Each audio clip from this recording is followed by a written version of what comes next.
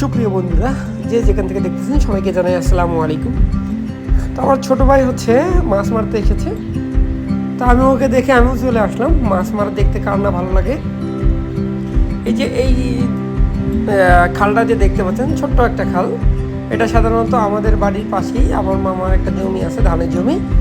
সেই জমিটাই হচ্ছে এক পাশে ছোট্ট করে একটা হচ্ছে গর্ত বা খাল খুঁড়ে রেখেছিল।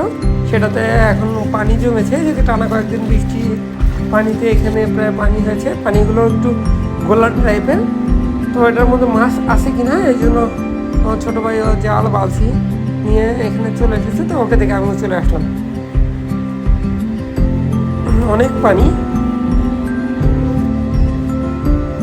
কয়েকদিন আগে এটা শুকনো ছিল, এখন মাছ হবে কি না তারপর একটু শেষে যদি এটার মধ্যে যদি কাদা কুদা কিছু থাকে এটা পরিষ্কার করে রাখতেছে, পর নেক্সট টাইমে পরে আবার মাছ হবে। মামা বেশি মাছ